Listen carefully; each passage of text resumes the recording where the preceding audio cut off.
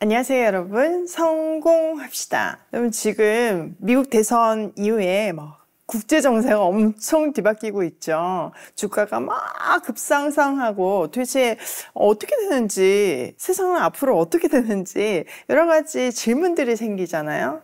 과연 세계의 운명은 어디에 달려 있을까요? 오늘 본문을 통해서 한번 확인해 보도록 해요. 자, 14절. 이제 나는 나의 백성에게로 갑니다. 그러나 들어보십시오. 앞으로 이 백성이 임금님의 백성에게 어떻게 할 것인지 내가 감히 말씀드리고자 합니다. 발람이 예언을 선포하였다. 보올의 아들 발람의 말이다. 눈을 뜬 사람의 말이다. 하나님 말씀을 듣는 사람의 말이다. 가장 높으신 분께서 주신 지식을 가진 사람의 말이다. 환상으로 전능자를 뵙고 넘어졌으나 오히려 두 눈을 밝히 뜬 사람의 말이다. 자, 모압 왕 발락이 이스라엘을 저주하기 위해서 저 멀리에서 발람을 데려왔건만 발람은 하나님한테 사로잡혀서 저주는커녕 3번이나 축복을 하죠. 그러니까 모압 왕 발락은 너무너무 화가 나가지고 부르르 떨었다고 되어 있어요. 그리고 더 이상 이제 축복도 하지 말고 시끄러우니까 니네 집으로 돌아가라 이렇게 말했어요. 발람은 떠나기 전에 지금 이 4번째 예언을 또 해요. 4번째 예언은 이스라엘과 주변 국가에 대한 하나님의 계획을 선포하는 거예요.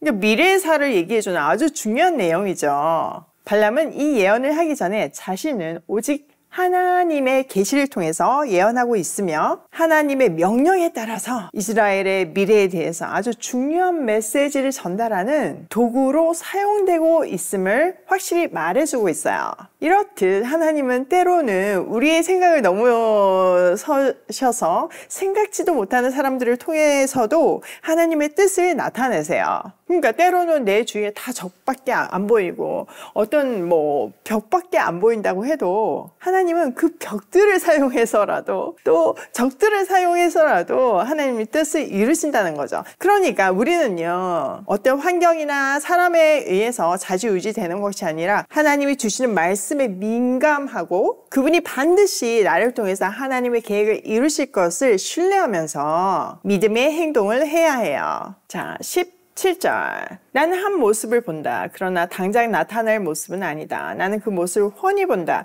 그러나 가까이 있는 모습은 아니다. 한 별이 야곱에서 나올 것이다. 한 통치 지팡이가 이스라엘에서 일어설 것이다. 그가 모압의 이마를 칠 것이다. 셋의 영토를 칠 것이다. 우선 이까지 보면 와, 이거 무슨 예언이에요? 네, 맞아요. 메시아 예언이에요.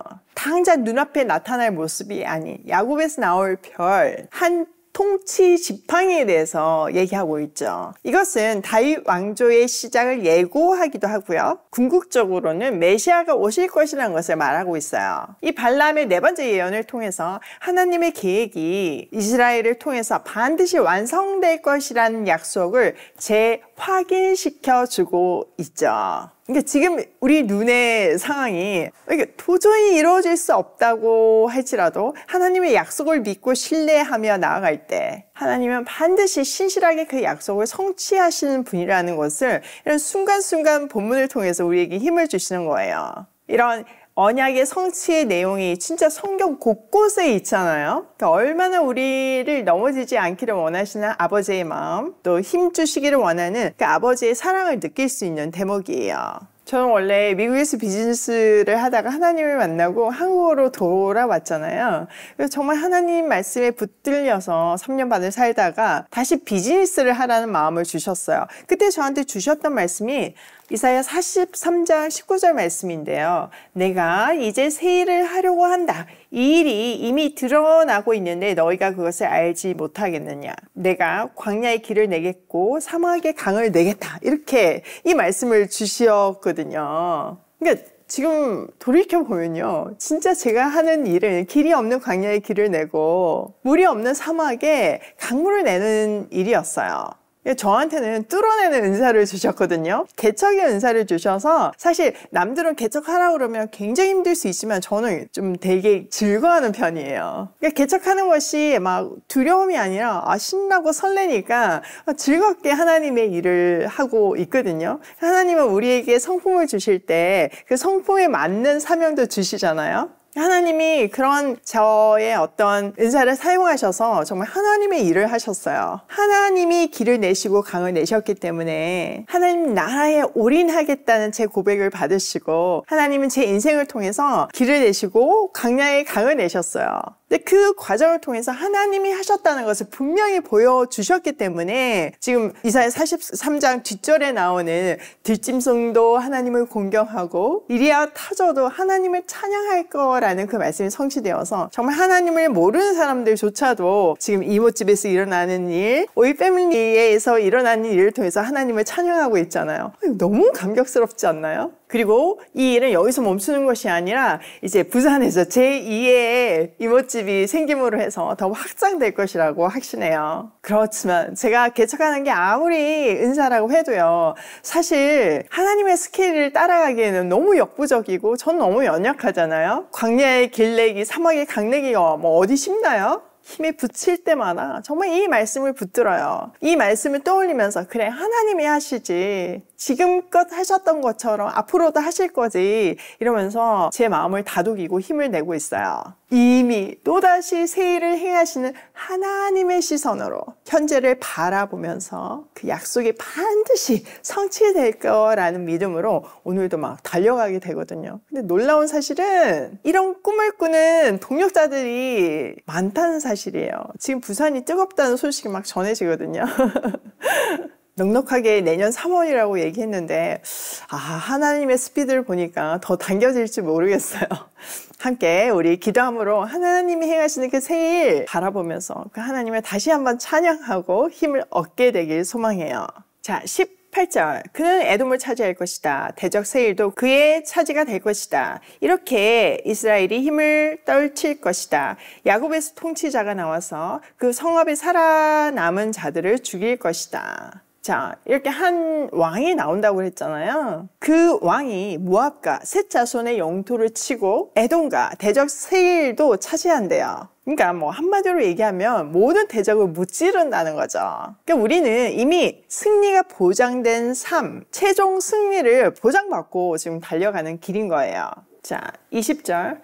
또 그는 아말렉을 바라보면서 예언을 선포하였다. 아말렉은 민족들 가운데서 으뜸이었으나 마침내 그는 망할 것이다. 또 그는 겐 족속을 바라보면서 예언을 선포하였다. 내가 사는 곳은 든든하다. 너희 보금자리는 바위 위에 있다. 그러나 가인은 쇠약하여 질 것이다. 아시리아의 포로가 될 것이다. 또 그는 예언을 선포하였다. 큰일이다. 하나님이 이 일을 하실 때 누가 살아남을 수 있으랴. 함대들이 키프로스 쪽에서 온다. 그것들이 아시리아를 괴롭히고 에벨도 괴롭힐 것이다. 그러나 그것들마저도 망하고야 말 것이다. 자, 이게 무슨 예언이에요? 그러니까 뭐 망하고 어떤 나라가 망하고 이런 게 중요한 게 아니라 세계사를 주관하시는 분이 하나님이심을 얘기해주고 있는 거예요.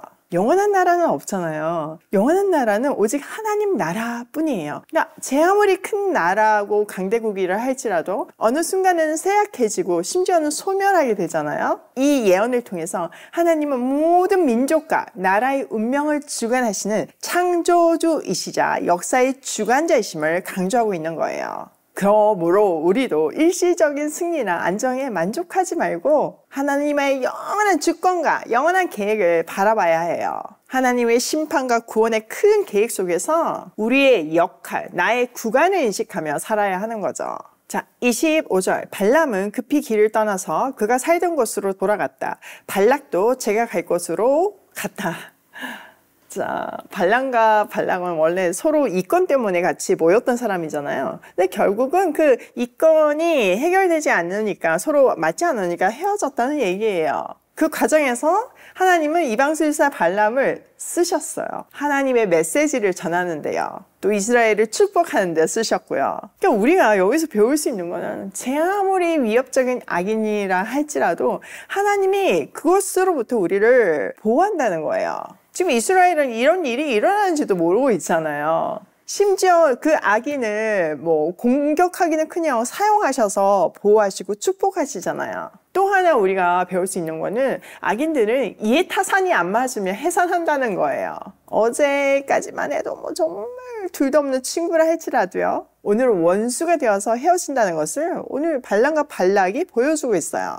그러니까 그들을 한데 뭉치는 거는 각자의 욕망이었는데 그게 충족이 안 되면 흩어질 수밖에 없다는 거죠. 그런데 우리는 이 영적인 전쟁을 만만하게 봐서는 안 돼요. 또 악인은 쉽사리 포기하지 않는다는 사실도 기억해야 돼요. 시간이 지난 후에 이 둘은 다시 연합하잖아요. 또 발람의 꾀로 모압 여인들이 이스라엘 남자들 꼬들겨 가지고 그 우상 축제에 참가하게 하고 음행함으로 해서 자그마치 24,000명이 죽는 바알볼 사건이 일어나잖아요. 모세는요, 정확하게 이 바알볼 사건이 발람의 계략이라고 민수기 31장 46절에서 밝히고 있어요. 근데요, 그 악인이 득세하는 것에 그치지 않고 하나님의 자녀를 공격한 이 발람은 결국 죽임을 당해요.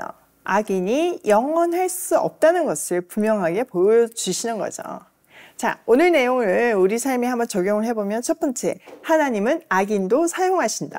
발람, 아주 정확한 예죠. 두 번째, 하나님의 약속은 반드시 성취된다. 이 메시아 예언 성취돼요. 또 발람의 입을 통해서 아브라함의 언약의 성취를 말씀하시잖아요. 하나님의 약속은 정말 우리가 원하는 때가 아니라 하나님의 때에 반드시 대를 이어서 그날에 성취돼요. 세 번째, 하나님의 큰 그림 안에서 나를 보자. 여러분, 내 시야로 나를 보면요, 진짜 그냥 요만큼밖에 안 보이고 뭐 요만큼밖에 사명 감당하지 못한 인생을 살아요. 근데 영원한 하나님 나라 안에서 하나님의 관점으로 내 인생을 볼 때 우리는 정말 나를 넘어서는 시대를 살리는 그런 인생을 살 수 있어요. 하나님은 모든 민족과 역사를 주관하신다는 것을 이 발람을 통해서 보여주시잖아요. 또 하나님의 계획은 이스라엘뿐만 아니라 전 세계에 미친다는 것도 분명하게 보여주셨어요. 그렇기 때문에 우리는 우리의 시각이 아니라 하나님의 시각으로 그거를 읽어내는 실력을 키우고 읽었을 때는 그 하나님의 뜻에 올인하는 인생을 살아야 하는 거예요. 오늘도 악인까지 사용하셔서 나를 축복해 주시는 하나님의 사랑을 기억하고 하나님의 약속은 반드시 성취된다는 것을 마음에 새기며 고싱해요.